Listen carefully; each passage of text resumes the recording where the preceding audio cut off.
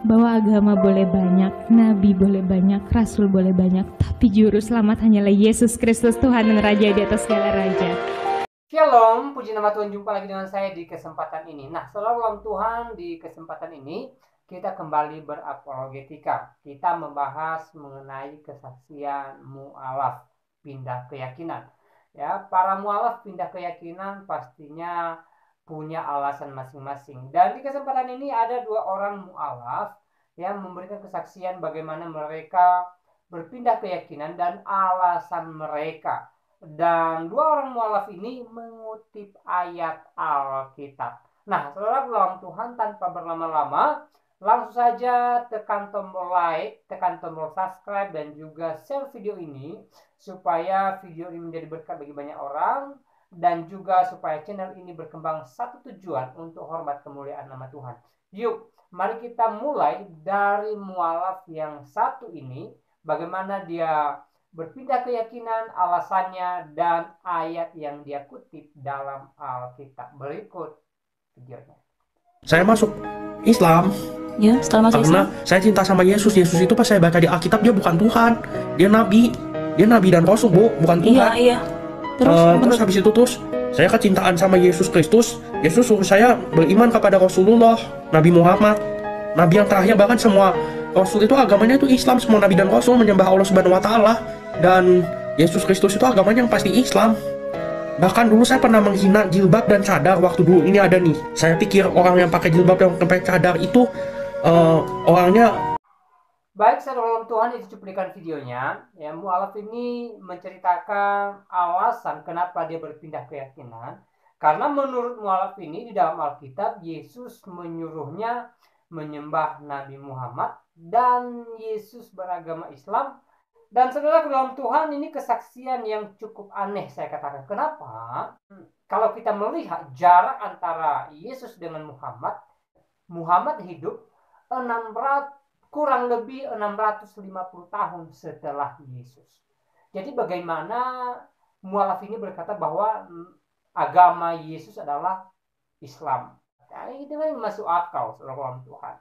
Ya, kalau berpindah keyakinan, kalau berpindah agama, silakan saja. Ya, itu sah-sah saja menurut keyakinan masing-masing. Tetapi jangan manfaatkan Alkitab untuk membela diri, saudara dalam Tuhan. Apalagi yang dia sampaikan ini tidak ada di dalam Alkitab. Apalagi ketika dia berkata Yesus agamanya Islam, ya, sementara Islam aja ada sekitar 650 tahun setelah Yesus, ya, kurang lebih, ya. Jadi sangat jauh jaraknya Yesus dengan Islam, ya. Bagaimana Yesus beragama Islam sementara agama Islam waktu itu belum ada, gitu loh, ya. Jadi ya, ini kesaksian yang tidak masuk akal sih menurut saya. Dan kita lanjut dengan kesaksian mualaf yang berikut ini. aku tadi bicaranya sampai iblis yang menggoda Yesus ya. Iblis menggoda Yesus bahwa Yesus, kalau misalnya Yesus mau menyembah iblis, semua kerajaan di dunia ini bakal dikasih ke Yesus. Tapi Yesus langsung menjawab, "Nyala iblis." Di Matius pasal 4 ayat 10, maka datanglah Yesus kepada si iblis. "Nyala iblis, sebab aku tertulis, engkau harus menyembah Tuhan Allahmu, dan hanya kepada Dia sajalah engkau berbakti." Ini udah ada tertulis di Alkitab.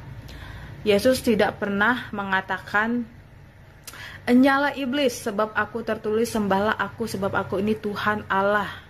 Tidak ada dia mengatakan seperti itu. Tapi Yesus mengatakan, "Tapi engkau harus menyembah kepada Tuhan Allahmu, hanya kepada Dia." Ini sudah tertulis ya di Matius pasal 4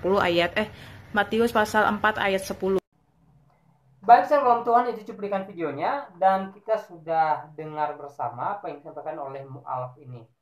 Ya, dia mengutip ayat Alkitab di dalam Injil Matius pasal 4 mengenai Yesus dicobai di padang gurun oleh iblis, dan di situ ada kalimat di mana Yesus berkata kepada iblis, "Nyala iblis, Sebab ada tertulis, hanya kepada Tuhan Allahmu kamu menyembah. Jadi perempuan ini berdalil bahwa Yesus tidak berkata, enyahlah iblis, hanya kepadaku karena saya Allah kamu menyembah. Tetapi Yesus berkata, hanya kepada Tuhan Allahmu kamu menyembah. Jadi di sini menurut perempuan ini Yesus bukan Tuhan karena dia tidak menyebut dirinya Tuhan. Tetapi saudara Tuhan, kalau saudara melihat kalimat berikutnya, ya jelas di sana, ya setelah Yesus atau setelah iblis meninggalkan Yesus, maka para malaikat Tuhan melayani Yesus. Ya, dari sini aja sebenarnya kita sudah paham siapa sih Yesus sebenarnya. Dia adalah Allah, dia adalah Tuhan. Kenapa? Bayangkan saudara Tuhan, setelah iblis pergi, gagal mencoba Yesus di padang gurun, ya.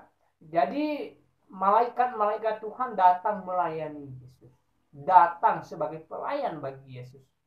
Kalau malaikat menjadi pelayan bagi Yesus, Yesus siapa?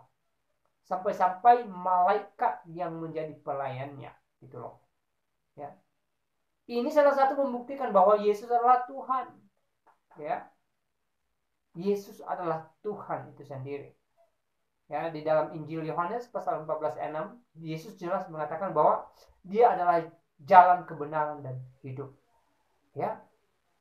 Saudara dalam Tuhan, inilah para mu'alaf, ya. Dua orang mu'alaf yang punya kesaksian bahwa menurut mereka Yesus bukan Tuhan, ya. Sekali lagi saya katakan, kalau berpindah keyakinan, berpindah agama, itu urusan masing-masing lah. Ya, tidak ada paksaan tentang itu. Tetapi yang menjadi persoalan ketika para mu'alaf ini mengutip ayat Alkitab bukan pada tempatnya. Ya, lebih jelasnya hanya mencopot ayat. Ya, silakan mu'alaf, tapi jangan lagi menggunakan ayat-ayat Alkitab. Jangan membahas Alkitab. Bahas kitab yang kamu percaya sebagai firman Tuhan. Ya. Jangan lagi usik dengan Alkitab, yang mana Alkitab adalah kitabnya orang Kristen. Kan kamu sudah berpindah keyakinan. Kamu sudah memilih agama di luar agama Kristen. Jadi bagusnya kamu tidak lagi mengutak-atik kitab agamamu yang sebelumnya. Ya. Jangan mengutak-atik Alkitab yang sekarang bukan lagi merupakan kitabmu. Kamu tidak percaya dengan Alkitab. Ya. Saudara Tuhan, para mu'alaf yang tadi aneh.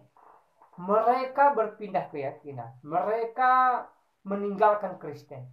Tetapi yang dibahas Alkitab. Ya, yang dibahas Alkitab. Ya.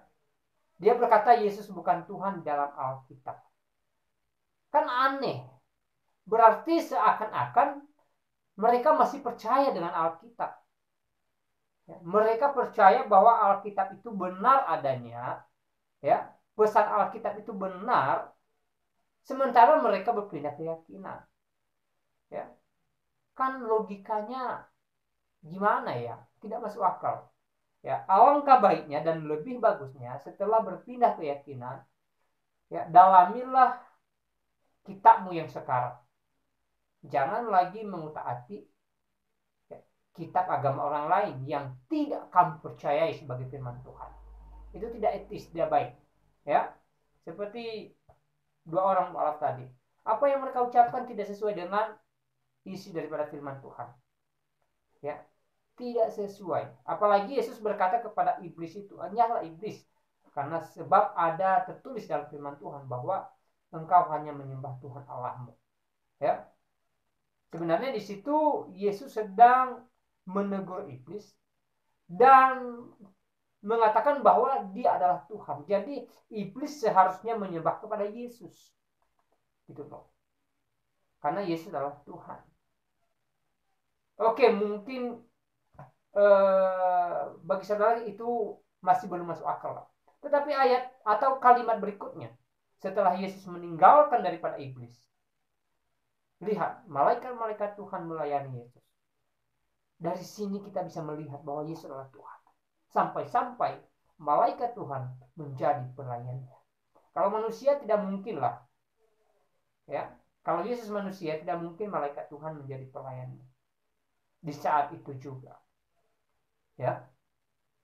Tetapi karena Yesus adalah Tuhan, Allah itu sendiri, maka malaikat Tuhan tunduk kepada Yesus, melayani Yesus, menjadi pelayan bagi Yesus, sebagai bukti bahwa Yesus adalah Tuhan dan Juru Selamat. Nah, saudara Tuhan, saya tidak terlalu panjang lebar menyampaikan pesan ini. Kiranya video ini memberkati kita, menguatkan iman kita, dan Tuhan Yesus memberkati kita semua.